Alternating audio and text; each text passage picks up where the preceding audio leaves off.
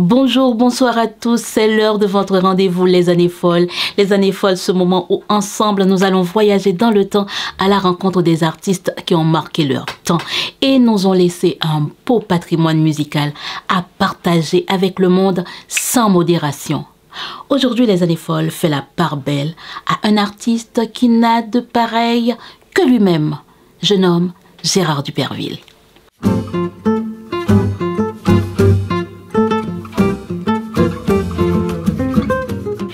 Parler de Gérard Duperville, ce grand artiste incomparable en tout, c'est tout d'abord parler de sa voix. C'est la première chose qui vient en tête. Et croyez-moi, les mots ne suffisent pas pour la qualifier. Tout le monde est unanime pour dire que sa voix est incomparable, inimitable, et qu'elle serait reconnaissable quand bien même on ferait chanter simultanément des centaines de milliers de chanteurs. Tous ceux qui évoquent la mémoire de l'idole des jeunes en son temps, le très respecté par ses pairs, le chouchou de tout un pays, pensent d'abord à son timbre. Ce timbre tantôt romantique, tantôt mélancolique, aussi suave que du miel, à la senteur de la rose. Gageons qu'à sa naissance, le premier cri du jeune Gérard était déjà mélodieux. Moi, je parie.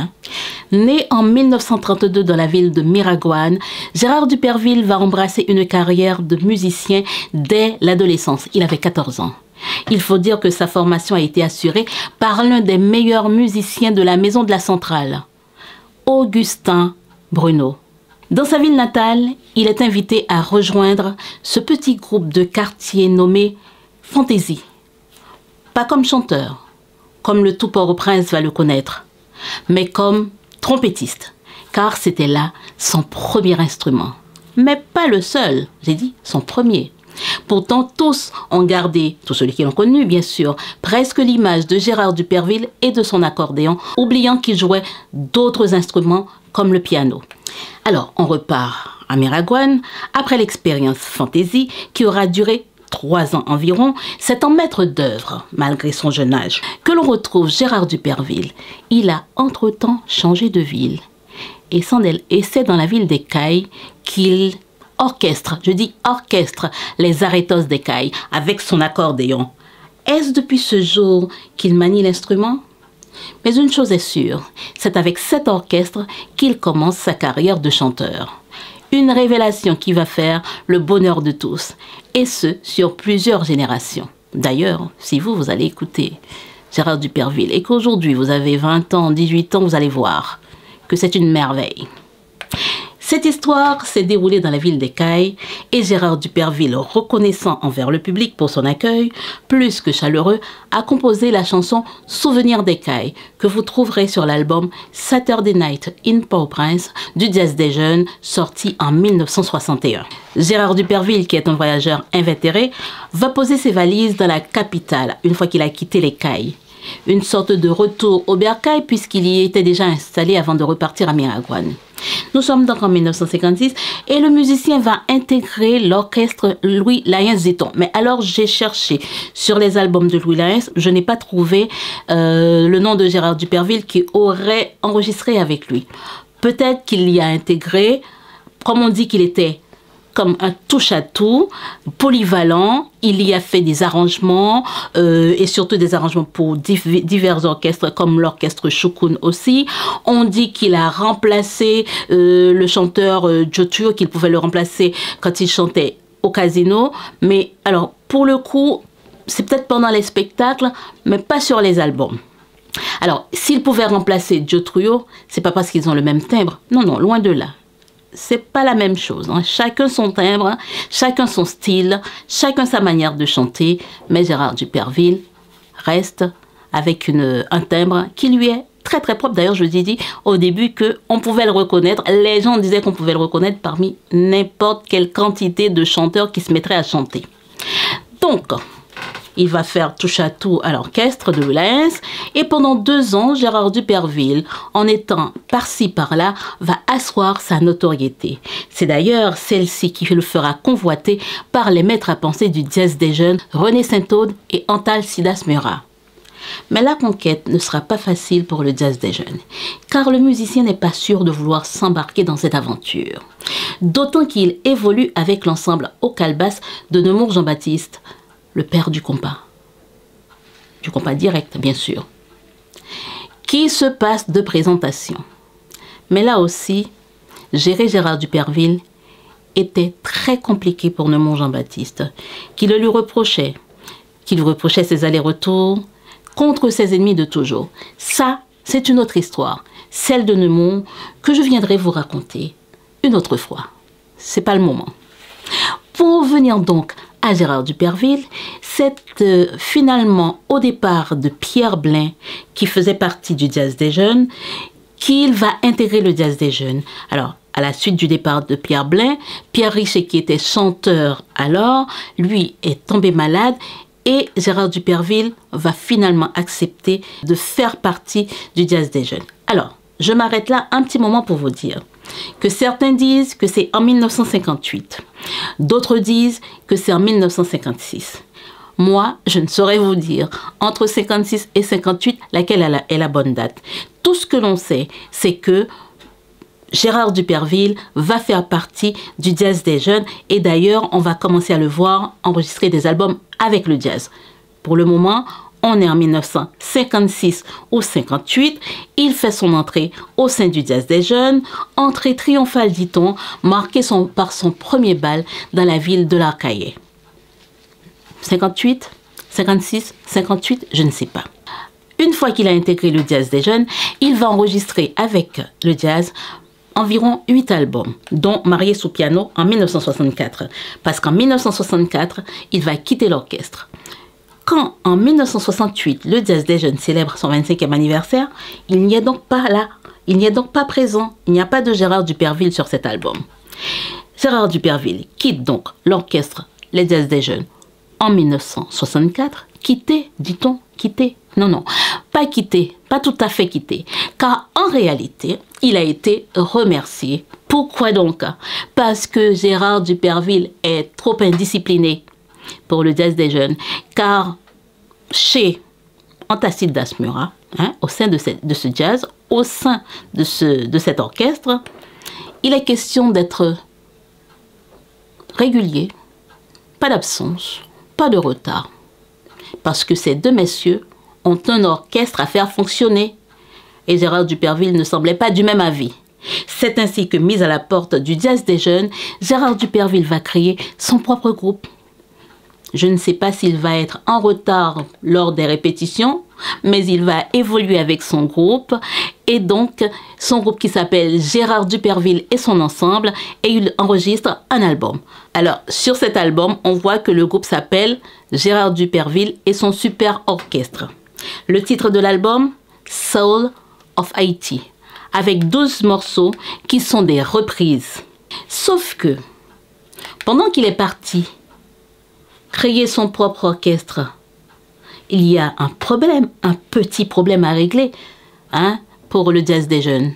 Parce que sans Gérard Duperville, il a beau être indiscipliné, Gérard Duperville, sans sa présence, le Jazz des Jeunes, ou le Super Jazz des Jeunes, si vous voulez, parce qu'ils ont changé de nom entre-temps, n'est plus tout à fait le Super Jazz des Jeunes. C'est dire le poids de Gérard Duperville au sein de la formation. Il sera donc rappelé et les concerts pourront reprendre. Mais en réalité, de 1968 jusqu'en 1976, Gérard Duperville évolue en dehors du Jazz des Jeunes. Il vit sa vie de musicien.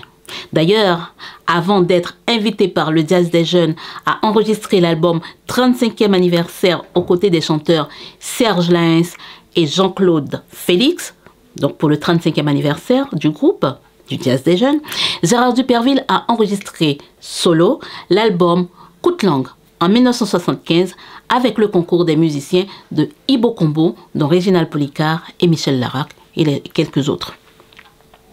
En 1979, Gérard Duperville enregistre son album Hommage au musicien Dodolphe Legros, soutenu par la famille Legros, car on retrouve Alexandre Legros, Richard Legros et d'autres musiciens sur cet album. Après cet album, 3 autres verront le jour, dont le dernier, Gérard Duperville chante le christianisme, sorti en 1987. Mais la période où il chante ses chansons va de 1983 à 1987. Cependant, la réalité des artistes haïtiens va frapper de plein fouet le musicien. Gérard Duperville était l'idole de tout un pays. Il a enregistré un certain nombre incalculable d'albums, que ce soit avec le jazz des jeunes, dans sa carrière solo, pour un artiste de sa trempe, et pour l'immensité de son œuvre, de nombreuses compositions, des arrangements, avec son travail de parolier, Gérard Duperville devait pouvoir vivre de son art. Pourtant, installé aux États-Unis, ce grand artiste va vivre dans la misère. Je vous propose d'écouter un extrait du témoignage du journaliste Richard Brisson et son ex-manager qui évoquait la triste réalité de l'artiste en 1980. Un grand artiste haïtien, musicien, chanteur en péril, Gérard Duperville. Qui situation, monsieur, même dans New York là? Eh bien, monsieur, faut commencer par dire que monsieur quitté avec madame Ni, monsieur de Chicago, donc monsieur vient retourner à New York. Mais monsieur vient retourner à New York, Gérard, excusez-moi, Richard, monsieur habitait avec nos amis, ouais. Mais monsieur parle là tout le temps, on le connaît, monsieur Kazami, on l'autre côté. Donc là, on pose une question à savoir, qui genre ça passe autant qu'on oiseaux aujourd'hui, ici, aujourd'hui, de l'autre bord. Je dis, eh bien, je vais mettre tête, moi, Jean-Robert, parce qu'on connaît que depuis que je suis aveugle, je ne pas ouais, donc je ne pas qu'à travailler, et je ne pas personne qui a besoin de secours, je ne pas c'est Dieu 100 000 €, ouais, moi, c'est fanatique, qui fait me garder 10 $, qui dit, mon cher, mon 20 $, à soi, la fonte fait de la carrière là, bagage ça. Ah, monsieur pas ouais même encore. Monsieur pas ouais même encore, c'est vrai que même là, avec monsieur dans la machine, monsieur fait une bonne petite blague, il fait une chanson de musique pour avec un accordéon, monsieur devait aller déposer de la carrière, là, le déposer de la carrière, obligé de descendre, amener monsieur et dans la carrière, parce que pas quand même ouais pour passer clé dans porte là, ni ouais pour faire sonnette pour permettre l'accès, l'entrée carrière. Donc, monsieur, c'est sous petit encouragement mon ami que la vive. Définitivement. Mais la vie New York là, du Jean-Robert pour monsieur. En pile, même déplacement, monsieur, on connaît que New York, tout le monde a le travail, ou obligé à le travail, son devoir à New York. Donc, côté monsieur dormir à soir là, demain, mon pas lever pour le travail, donc mon compte pas même qu'à quitter monsieur dans cas là, monsieur obligé de déplacer. Vous comprenez, ou même si c'est quand un bon ami, donc monsieur chita là, donc c'est moi même parfois l'obligé de les mon cher, j'ai bien besoin là, oui, et moi j'ai mal travail, donc je dis là, jusqu'à après 5 heures, et après 5 heures là, pour que l'école jeudi, je vais venir checker. Eh bien, j'ai pas de problème, qui t'aime checker l'autre ami que les briller là, donc briller, il faut son fanatique des jeunes, tout ancien fanatique du Duperville également. Donc, il faut checker monsieur là, plus tard, donc monsieur a venu chercher. Donc, monsieur pas même qu'à déplacer. Donc, figure qui aux États-Unis, qui pas ni capable de déplacer, qui pas capable de travailler, il pas de résidence, l'État américain pas capable de rien pour lui. Donc, on croit que mon histoire, c'est Richard pour situation de la boîte que monsieur a vivre aux États-Unis. Ce problème de pouvoir vivre de son travail, c'est un problème qui est posé encore aujourd'hui dans le milieu artistique, qu'il s'agisse de musiciens, d'artistes, peintres, d'écrivains. On est d'accord qu'aujourd'hui, il y a une toute petite amélioration. Mais ce n'est pas grand-chose au vu du travail que les musiciens, les artistes pondent. Quand on regarde les différentes compositions et ou interprétations de l'artiste, telles que Fleur de Mai, Choubouloute, Machan Kassav, Souvenir d'Écaille et plein d'autres, l'on comprend que l'artiste abordait tous les thèmes de la vie. L'amour, le chagrin, la nature, dans un titre comme Fleur de Mai par exemple. Il chantait aussi les travers de la société, comme dans le titre Tonton.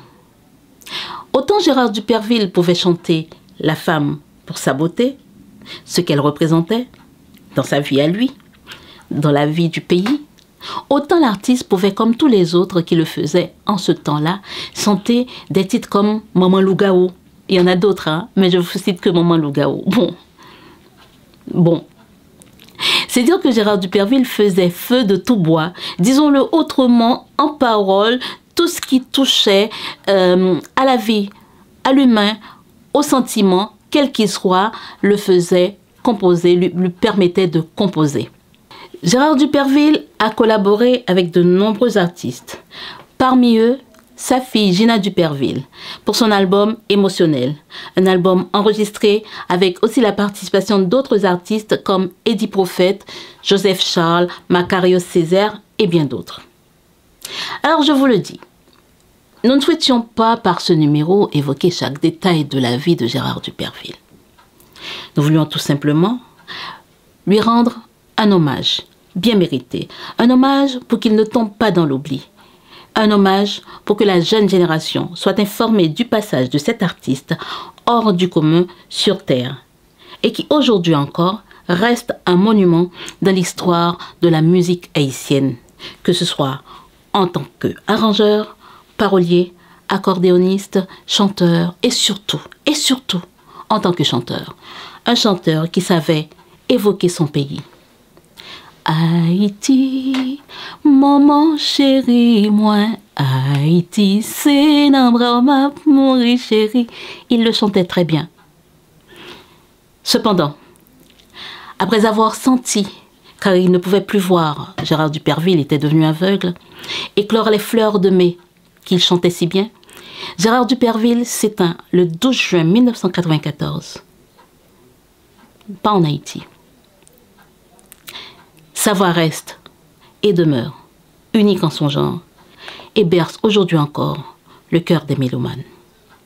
Chers fidèles amis de ce rendez-vous Les Années Folles, je lis souvent, après l'émission, dans vos commentaires, une grosse déception. Une déception de ne pas pouvoir écouter la musique des artistes que j'évoque. C'est normal. Mais sachez que vous pouvez me retrouver en direct sur la radio. Vous allez pouvoir écouter la musique des artistes que j'évoque toutes les semaines avec vous. Comment ça va se passer? Eh bien, en description de la vidéo, je vous mets l'heure et la date du rendez-vous. Nous serons en direct. Nous pouvons écouter ensemble la musique de Gérard Duperville. Ce sera l'occasion pour ceux, les jeunes qui ne le connaissent pas, de le découvrir. Et puis pour vous qui connaissez Gérard Duperville, pour l'avoir écouté, eh ben, vous les nostalgiques, vous pourrez vous baigner dans la musique, la douce voix de Gérard Duperville. Donc, je vous attends. Mais en attendant, ce que vous allez faire, pour pouvoir être avec moi à l'heure ce jour-là, il faudra penser à télécharger l'application pour écouter d'abord, avant que j'arrive, toute la musique du temps passé que je programme pour vous. Et puis, sachez qu'un jour, je vous montrerai tout le travail dans les moindres détails. Et puis, vous pouvez aussi nous suivre sur tous les réseaux sociaux. Twitter, Facebook, Insta, TikTok, tout. Et puis, soutenez le projet en faisant un don à votre niveau sur le site haitiinter.com. Et surtout, abonnez-vous à la chaîne Haïti Inter pour ne plus manquer nos publications. Quant à moi, je vais continuer mon travail, vous préparer une belle brochette de stars à écouter et en même temps, je vais écouter ma musique. Et je vous dis à très vite pour partager en toute exclusivité la musique du temps passé. Au revoir.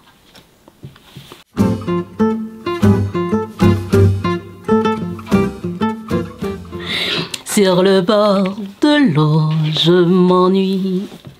Quand la brise vient, je m'ennuie. Je marche sans voix sur la route.